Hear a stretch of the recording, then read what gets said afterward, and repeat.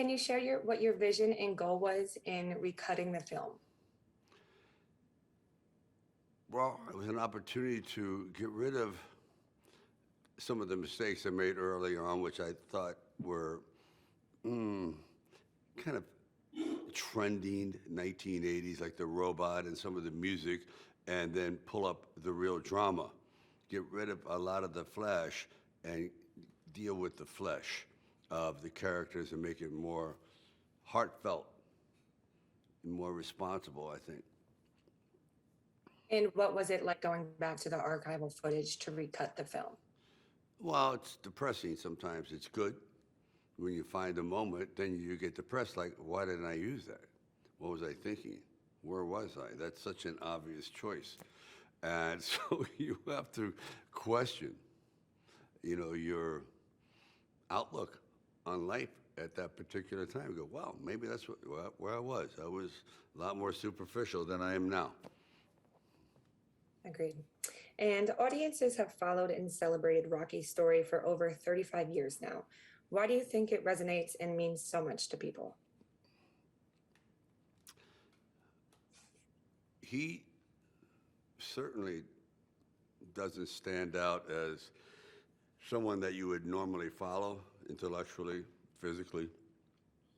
But there's something, I guess, in the portrayal that makes him very approachable, and what he says in his own simplified fashion is very meaningful to people that have nothing to do with boxing. That's why it infuriates me. I shouldn't say infuriates. It sometimes is aggravating when they call it a sports film. It's not a sports film at all. It's a drama, and he happens to be a fighter, but it's certainly not about the fight. Actually, the fight to him is always secondary to what is the reason for the fight. That's the difference, and that's what I tried to bring into this one. It's not just a fight. There's a drama. There's a lot of emotion going on behind this. And what makes the film's message so timely? Because people don't change. They don't. Situations change, politics change, clothing changes, weather changes, but basic human questions: what is life? Why is it so hard? How do I get around it? Like, I'm an underdog. You're born an underdog. You usually are. So you can be a secretary. You could be a guy that works in a bookstore. You can be an athlete and identify with being marginalized, or how do I deal with, I'm afraid. Rocky deals with fear. He's terrified, and he gets knocked out. And people go, wow, look how tough he is, and he's afraid? Yeah, he's afraid, like in Rocky 3. That was a whole situation that dealt with fear. So I guess if you compile all these things together, they're just certain emotions that each one of these Rockies, each film, sort of touches on something that people relate to. And it's certainly not something that I would like to take authorship, say, oh, that was a plan. I knew that was going to happen. I didn't. I think it's also a combination. At the time, in 1976, the country was really ready for change. It was Olympics and red, white, and blue and everything, and we were coming out of a very dark period.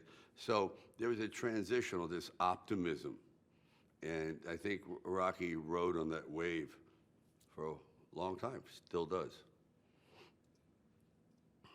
And what do you hope audiences take away from this version? Oh, well, I just want them to go away, singing "Eye of the Tiger." That's it. I mean, you take it down to that. I don't expect them to walk away with any life lessons. If something they glean out of the movie, a word here, a gesture, something, that's great. The message is certainly secondary to just escapism. I want them to sit back and go, wow, I've seen this film 25 times before, but something's different, man. This is cool. I like it. So it's kind of like an homage to everyone out there and to the actors that pulled it off. A film like this cannot be made today. Just can't. It's a different era. If you notice, there's nothing in there. Not even, forget CGI, there's not one special effect, there's nothing. It's like a whole movie. And that's what I really loved about this. So we also made it larger, and then the original screen was 185, now it's widescreen. Also, the music has been scored in such a way, I was on 4 channels. This is 100 channels. This is, I mean, it's big. I couldn't believe, I said, am I losing my hearing? Because this is the first time I'm hearing half the dialogue. It's just wonderful. So I think they're just gonna, it's like visiting an old, you know what it is? It's like having a car, you take it and have it refurbished, repainted, but it's still, you love that car, but it's now been brought up to standard. Agreed. And what was your most nostalgic moment looking back on this film? Nostalgic? Well, I really did miss working a little bit more with Talia Shire because she was the engine. But what the nostalgia was, the fight. I couldn't believe that we pulled this off. It's so physical. It was so hard. And this is done in like 3 days.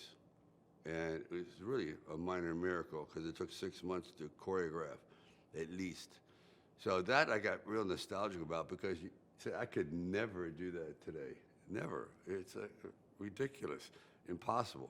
But at that time, you know, you have the opportunity, you have the youth, you have the fire in the gut, and they go, wow, I'm so glad it's on film.